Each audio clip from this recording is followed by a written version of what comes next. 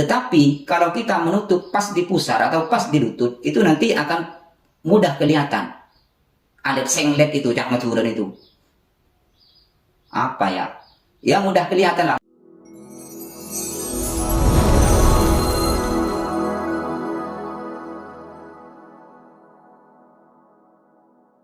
Bismillah, walhamdulillah, wassalatu wassalamu ala rasulillah, wa la hawla wa la quwwata illa billah, amma ba'du. Saya doakan semoga kita selalu sehat, diberkahi, dan dijadikan oleh Allah orang yang selamat di dunia, di barzakh maupun di akhirat. Amin ya rabbal alamin. Pada konten kali ini saya akan melanjutkan pembahasan yang sempat terputus kemarin, yaitu tentang rukun wudhu yang kedua. Yang pertama sudah, yaitu niat. Yang kedua sekarang adalah membasuh muka atau membasuh wajah, yaitu wajah yang bagian luar saja ya. Tidak perlu kita masuk ke hidung, ke dalamnya hidung, ke dalam mulut, bahkan ke mata yang mungkin akan membahayakan kita kalau dalam volume yang sering. Adapun yang termasuk wilayah wajah itu, yang dari atas ke bawah secara vertikal, ini dari mulai tempat tumbuhnya rambut ini sampai ke dagu bagian bawah di paling belakang paling ujung yang ditumbuhi rahang ini, yang ditumbuhi gigi geraham ini. Jadi ini yang lurus ke sini harus kena air.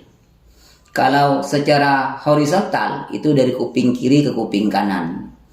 Jadi semua yang ada di sini ini harus kena air, termasuk bulu alis, bulu mata, kumis, jambang, jenggot ya. Jenggot bagi laki-laki kalau tidak tebal ini wajib kena air sampai ke dalam-dalamnya. Tapi kalau tebal tidak apa-apa, kita basuh luarnya saja.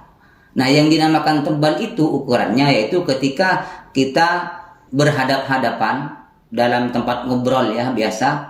Kalau dalam kitab Taqriratus Sadidah itu jaraknya sekitar 1,5 meter, itu kelihatan kulitnya.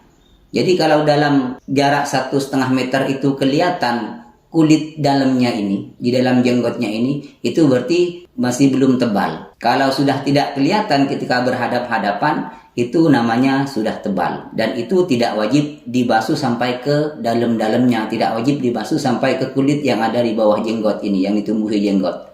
Tetapi kalau wanita, meskipun tebal, itu wajib dan sunnah mencukurnya. Jadi kalau wanita berjenggot dan jenggotnya tebal, itu tetap wajib kena air kulit yang ditumbuhi jenggotnya ini. Dan hukum mencukurnya itu sunnah. Termasuk juga yang wajib kena air adalah rambut yang ada di sini. Ini juga termasuk wilayah wajah ini. Ini meskipun memanjang, ditarik keluar sampai keluar dari wilayah wajah misalnya, ini semuanya harus kena air ini. Tetapi ada ulama yang mengatakan tidak wajib kalau misalnya setelah ditarik ini sudah keluar dari wilayah wajah. Nah, yang keluar dari wilayah wajah itu tidak termasuk, artinya tidak wajib dicuci. Tetapi yang masih di dalam wajah, meskipun dipanjangkan seperti ini masih di dalam wajah, itu masih wajib dibasuh karena itu masih termasuk wajah ya. Nah, ketika membasuh muka ini dan nanti juga anggota-anggota yang lain, ini basuhannya harus dilebihkan, wajib dilebihkan. Tidak boleh pas di tempat tumbuhnya rambut misalnya, harus lebih. Kenapa? Biar betul-betul sempurna basuhannya itu. Karena sesuatu yang menyempurnakan pekerjaan wajib, itu hukumnya juga wajib ya. Ma la yatimul wajibu illa bihi fahuwa wajibun. Segala sesuatu yang dapat menyempurnakan pekerjaan wajib, itu hukumnya juga wajib. Seperti menutup aurat misalnya. Aurat kita bagi laki-laki yaitu di antara pusar dan lutut. Berarti lutut dan pusar tidak wajib ditutupi. Kenapa? Karena bukan aurat. Tetapi kalau kita menutup pas di pusar atau pas di lutut, itu nanti akan mudah kelihatan. Alit senglet itu, cak macuran itu. Apa ya? Ya mudah kelihatan lah, mudah kebuka ya. Jadi perlu ditutupi sampai di bawah lutut dan sampai di atas pusar. Agar kenapa? Agar betul-betul sempurna menutup auratnya. Jadi menutup lutut dan menutup pusar itu kewajiban tetapi bukan aurat. Karena dengan menutup pusar dan lutut, menutup auratnya menjadi sempurna. Jadi nanti kalau membasuh muka jangan pas di batasnya, itu harus dilebihkan. Dari sini ya sampai ke kuping ini kena semua. Terus sampai ke sini, sampai ke sebagian leher ini juga kena ini. Kenapa? Biar betul-betul sempurna dalam membasuh muka. Rukun wudhu yang ketiga yaitu membasuh kedua tangan sampai ke siku.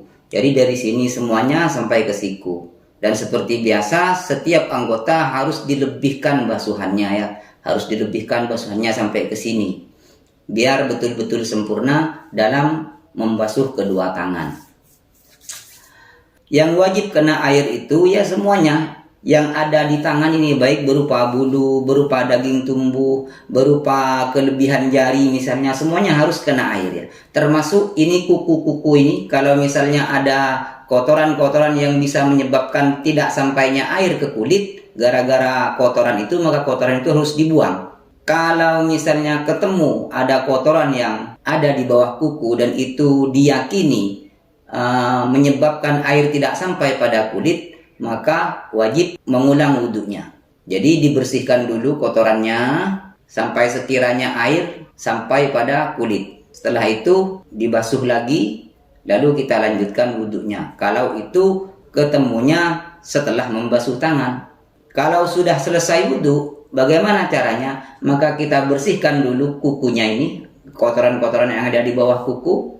Sudah bersih, kita siram lagi sampai air masuk ke dalam. Lalu kita lanjutkan ke rukun selanjutnya, yaitu sebagian kepala, lalu kaki, dan seterusnya. Oke.